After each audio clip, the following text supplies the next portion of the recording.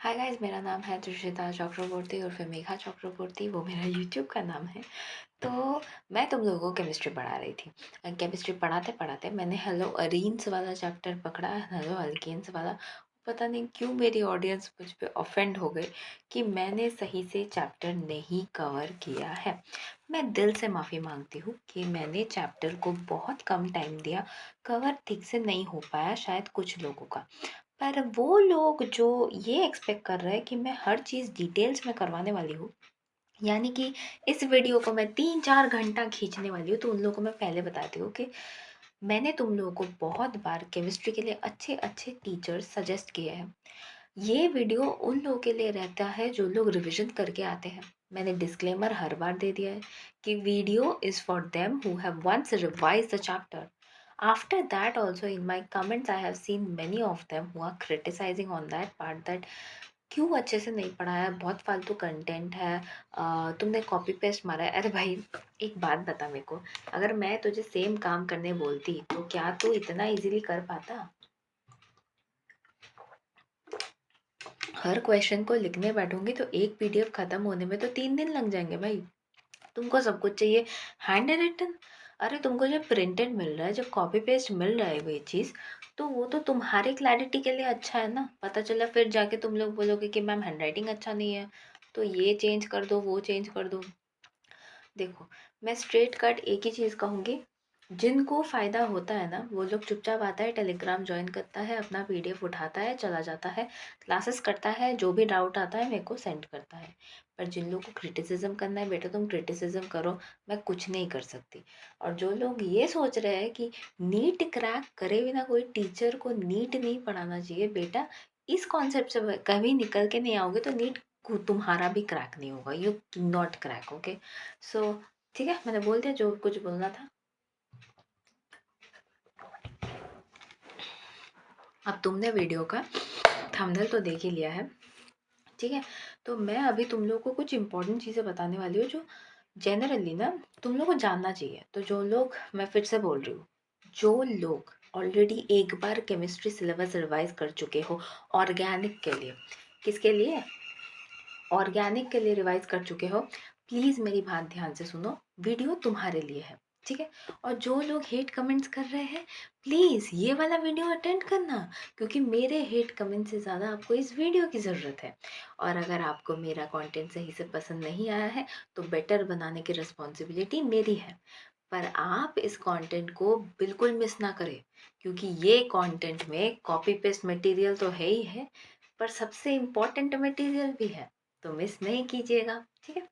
चलो, अब halo alkane 7 marks का आता है, alcohol 7 marks, carboxylic acid 8 marks, amines 7 marks and biomolecule 7 marks.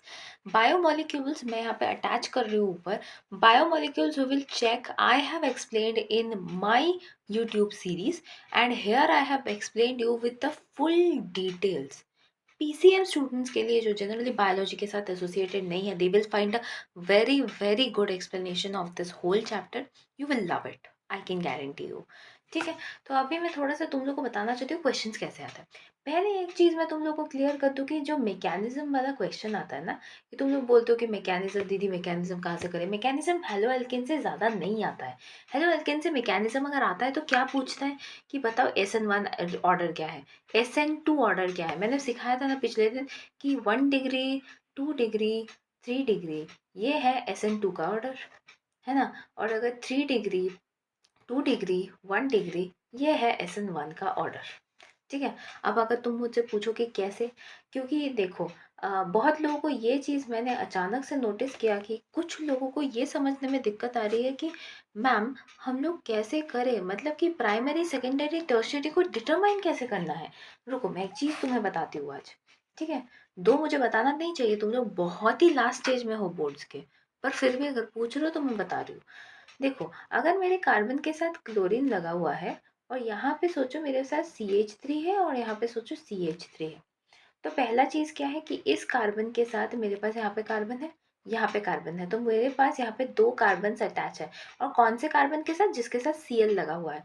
तो जब मेरे हैलोजन लगे हुए कार्बन के साथ कोई भी 2 कार्बन अटैच्ड है तो वो क्या बन जाएगा? 2 डिग्री बन जाएगा। वही सोचो,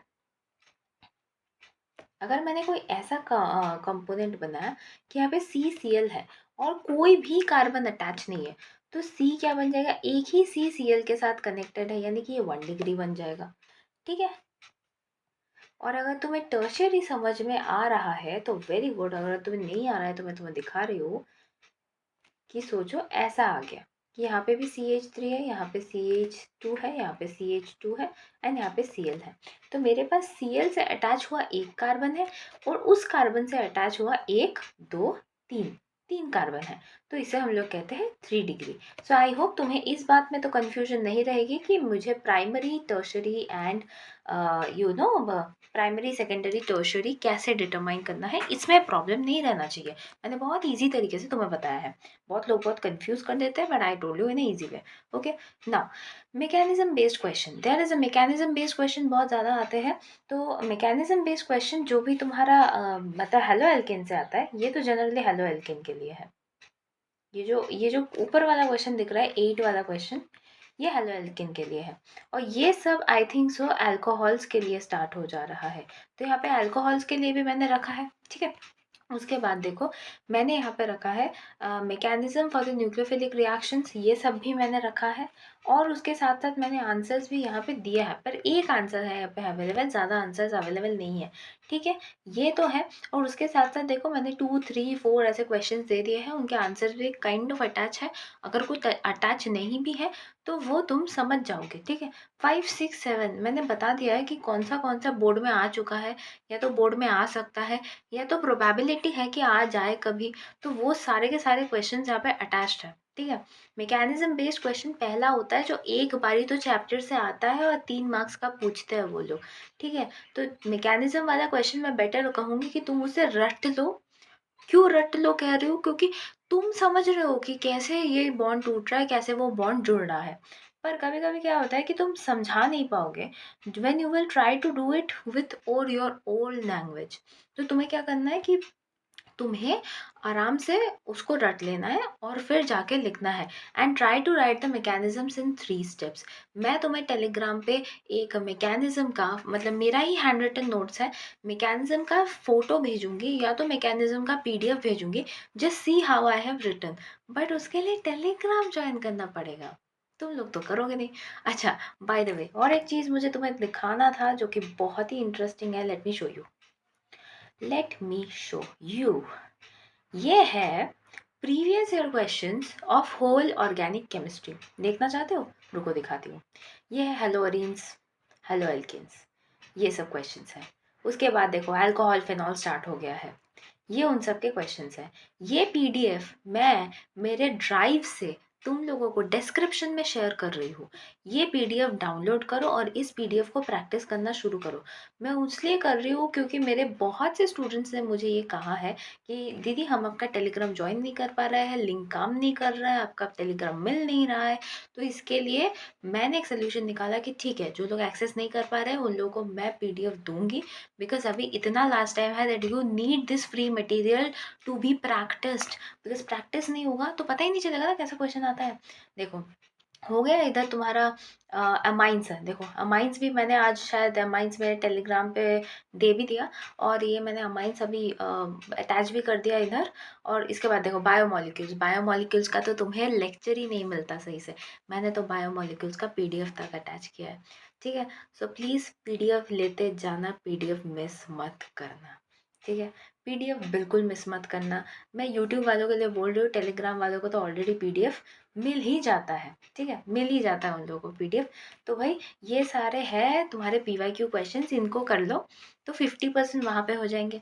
NCERT पढ़ लो तो 50% वहाँ पे हो जाएगा। प्लीज़ इनको करने के साथ साथ, NCERT please, NCERT questions at least NCERT revise ना करो तो NCERT क्वेश्चंस प्लीज़ कर लेना। ठीक है, कुछ करो या ना करो NCERT क्वेश्चंस कर लेना, सब कुछ ऑल इज़ वेल होके चला जाएगा। ठीक है, इनको करना, NCERT क्वेश्चंस करना, बाकी और कुछ बचता ही नहीं है करने जैसा। और अगर फिर भी लगता है कि तुम्हें करने लायक कुछ बाकी है तुम्हारे पास, तो भाई ये PDF जो अभी मैं मेरे स्क्रीन पे दिखा रही हूँ, ये करना ज़रूरी है।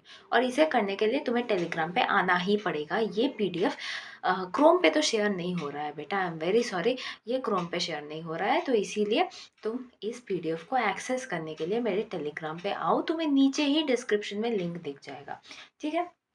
बहुत बकबक कर लिया मैंने। अच्छा, अब मैं तुम्हें थोड़ा सा क्वेश्चन दिखाती हूँ कि देखो ये बॉइलिंग पॉइंट का क्वेश्चन है कि बॉइलिंग पॉइंट हो, सॉल्युबिलिटी हो, बेसिक स्ट्रेंथ हो, पीकेबी वैल्यू हो, बेसिक स्ट्रेंथ। अच्छा, बेसिक स्ट्रेंथ सबसे ज़्यादा किसका होता है? अमाइंस। अमाइंस का होता है सबसे ज़्यादा। तो तुम पहले ना अमाइंस ढूंढोगे, अमाइन मिल जाएगा तो उसके बाद तुम एनिलिन ढूंढोगे, ऐसे ढूंढना है, ठीक है। फिर अगर पीके भी पूछा, फिर अगर सॉल्युबिलिटी पूछ लिया, अगर बॉइलिंग पॉइंट पूछ लिया। अच्छा चलो, मेरे को बताओ बॉइलिंग पॉइंट पे कौन ज़्यादा होता है?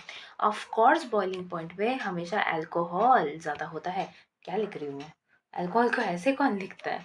अल्कोहल सबसे ज़्यादा होता है ना। अल्कोहल के बाद कौन आता है? कार्बोक्सिलिक एसिड आता है। कार्बोक्सिलिक एसिड के बाद कौन आता है? एल्केन अल्काइन आता है, और उसके बाद अमाइन आता है ना। तो ऐसे बॉइलिंग पॉइंट को तुम लोग वेरीफाई कर सकते हो, बॉइलिंग पॉइंट को तुम लोग क्या कर सकते हो? डिस्टिंग्विश कर सकते हो, ऐसे चार्ट बना सकते हो खुद के जैसा, ठीक है। पर वो तो रिवाइज करते करते बनेगा ना, तो वो रिवाइज कर लेना है तुमको, ठीक है। मैंने इधर बॉइलिंग पॉइंट के क्वेश्चन सिखा दिया। ये केमिकल टेस्ट मैंने दिया है क्योंकि हाय राम, क्या कंफ्यूज हो रहे हो यार तुम लोग, बहुत ज़्यादा केमिकल टेस्ट से कंफ्यूज हो रहे हो। तो मैंने सोचा कि केमिकल टेस्ट दे देती हूँ। लूकस टेस्ट क्यों होता है? देखो सब कुछ अटैच हुआ है। आयोडोफॉर्म क्यों होता है? न्यूट्रोफेरिक क्यों होता है? टॉलेंस टेस्ट क्यों होता है? मैं एक चीज़ तुम लोग को समझाती हूँ, तुम लोग ना बहुत गलती करते हो इस चीज़ में। जब भी दोनों कंपाउंड के बीच में कंपैरिजन हो रहा है कि इसका और उसका मुझे कंपैरिजन करना है, तो ऐसा कोई टेस्ट निकालो जिससे एक बंदा रिएक्ट कर जाए और दूसरा वाला रिएक्ट ही ना करे। मतलब मैं सिंपली समझा रही हूँ तुम्हें कि अगर तुम्हें दिया गया है प्रोपानॉल, आई डोंट नो दिख रहा है या नहीं, प्रोपानॉल प्लस सोचो तुम्हें दिया गया है फेनॉल, और तुम्हें बोला है कि मुझे इसका केमिकल टेस्ट दिखाओ, सपोज बोल रही हूँ मैं, केमिकल टेस्ट दिखाने बोला है, ठीक है। अब तुम केमिकल टेस्ट दिखाने के टाइम पे क्या करोगे कि तुम अपने ज्ञानी स्वभाव ज्ञानी को तुम क्या करोगे? आयोडीफॉर्म टेस्ट करने चले जाओगे। बिल्कुल नहीं करना है ऐसा, ठीक है। फेनॉल सिर्फ और सिर्फ फेरिक क्लोराइड टेस्ट में क्या करता है? वायलेट पीपीटी देता है। अरे यार, वायलेट पीपीटी देता है, ठीक है। तो तुम्हें क्या करना है? फेनॉल को तुम एफीसीएल से मतलब रिएक्ट करवाओ तो वायलेट पीपीटी देगा। तो उसका रिएक्शन क्या करोगे? तुम उसका रिएक्शन लिख दोगे, ठीक है। उसका रिएक्शन लिख दोगे, उसके बाद तुम लिखोगे कि प्रोपानॉल तो इसके साथ रिएक्ट नहीं करता है, इट डजंट रिएक्ट विद एफीसीएल, है ना। तो ऐसे बी अ लिटिल स्मार्ट कि तुम ऐसे अपना टाइम भी बचा सको एंड रिएक्शन एब्सोल्युटली करेक्ट हो, ठीक है। एब्सोल्युटली करेक्ट होना चाहिए। अरे यार क्या हुआ? ओके ओके, मैं ये पेज मैनेज कर दूंगी, ठीक है, कोई बात नहीं। यहाँ पे और भी केमिकल टेस्ट है। यार ये क्या हो गया? रुको तो, अभी कर देते हैं। हाँ अब सही है। हाँ, आ गया आ गया आ गया आ गया, ठीक है। अच्छा देखो इधर isocyanide test, Hinsberg test, एजोडोडाइट test, ये सब मैंने ना पहला एक टेबुलर चार्ट बना के इधर दे दिया। उसके बाद मैंने इसके क्वेश्चंस भी दिए हैं। तो चाहो तो तुम इन क्वेश्चंस को भी प्रैक्टिस कर सकते हो, ताकि तुम्हारा कॉन्सेप्ट क्लियर हो जाए कि केमिकल टेस्ट कैसे होंगे। मैं बार बार बता रही हूँ, 3-4 केमिकल टेस्ट ज़रूर आएंगे। तो ऐसा करना कि एक ऐसा रिएजेंट ढूंढना या एक ऐसा केमिकल टेस्ट ढूंढना कि एक कंपाउंड टोटली रिएक्ट करे एंड दूसरा कंपाउंड रिएक्ट ही ना करे। Because many of the time it happens that तुम्हें याद नहीं आ रहा है कि इसके साथ अगर इसको रिएक्ट करवाया, मतलब सोचो एफीसीएल के साथ अगर मैंने फेनॉल को रिएक्ट करवाया, वायलेट आ रहा है, पर दूसरा क्या रिएक्ट करवाने पे कौन सा कलर आएगा? ऐसा सिचुएशन नहीं होना चाहिए। तो पढ़ो ही है ऐसे पता नहीं आज क्या हुआ है, पढ़ो ही ऐसे कि तुम्हें ये कंफ्यूजन ना ही हो।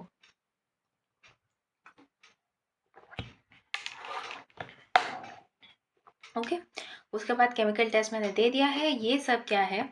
ये सब है नेमिंग रिएक्शंस। नेमिंग रिएक्शंस बिल्कुल पढ़ना है, क्योंकि मैंने पहले ही बोला है कि वो क्या होता है? बैकबोन होता है, backbone of organic conversion. Conversion आता है कि नहीं है?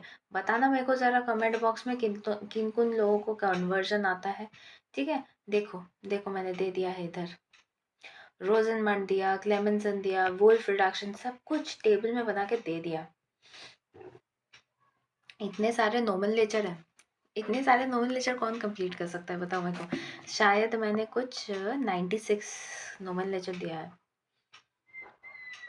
हाँ 96 नोमेनक्लेचर है, ये भी कंप्लीट करना है। ठीक है, IUPAC नोमेनक्लेचर ऐसे भी बहुत बारी पूछ लेता है, पर ये जनरली नहीं पूछता है क्योंकि स्टूडेंट इसको ज़्यादा अच्छे से डिटरमाइन कर पाता है। पर जनरली वो लोग ऐसे नोमेनक्लेचर पूछते हैं ताकि स्टूडेंट थोड़ा कंफ्यूज हो जाए और स्टूडेंट को थोड़ा सा घबराहट सा हो कि हाँ इसका क्या आंसर होगा, तो इसीलिए वो लोग ऐसे करते हैं। ठीक है, उसके बाद आता है तुम्हारा word problems in organic chemistry. बहुत बार आ चुका है ये चीज़, तो मैंने इसको भी तुम्हारे PDF में अटैच किया है। ये PDF और ये सब रिसोर्सेज जो दे रही हूँ, पूरा करके जाओगे ना, मैं बता रही हूँ 80% से नीचे तुम्हारा आ ही नहीं सकता। मेरी लिख के ले लो, मैंने ऐसे स्टूडेंट्स नहीं पढ़ाया। मैंने स्टूडेंट्स पढ़ाए हैं वो मेरे टेलीग्राम पे है। एक तो मेरा एडमिन ही है, वो भी बहुत अच्छा स्टूडेंट है, तो जाके पूछ लो उन लोगों से। मैंने एडवाइस दिया है, मैंने कंसल्टेंसी की है, रिसोर्सेज दिए हैं, and students have used those resources. So take the resources, use it, you will find the result, अपने आप मिल जाएगा रिजल्ट। ठीक है, उसके बाद है कन्वर्जन। कन्वर्जन के लिए ये वाला जो चार्ट है ये मैंने नहीं बनाया था, पर टीचर ने बनाया था, तो मैंने सोचा अटैच कर देते। यहाँ से स्टार्ट होता है कन्वर्जन। इतने सारे कन्वर्जन है कि कंफ्यूजन तो छोड़ो, कुछ भी कंफ्यूजन नहीं होगा, इतना सारा कन्वर्जन है यहाँ पे। कन्वर्जन कैसे करना है बस उतना याद रखना है, दैट्स इट। ये पूरा का पूरा कन्वर्जन, जितना भी कन्वर्जन मैंने दिया है ना, ये सारे के सारे कन्वर्जन अगर कोई कंप्लीट करता है तो वो तो मास्टर बन जाएगा। वो क्या बन जाएगा? मास्टर बन जाएगा। ठीक है, तो इन कन्वर्जन्स को पूरा कर लेना है।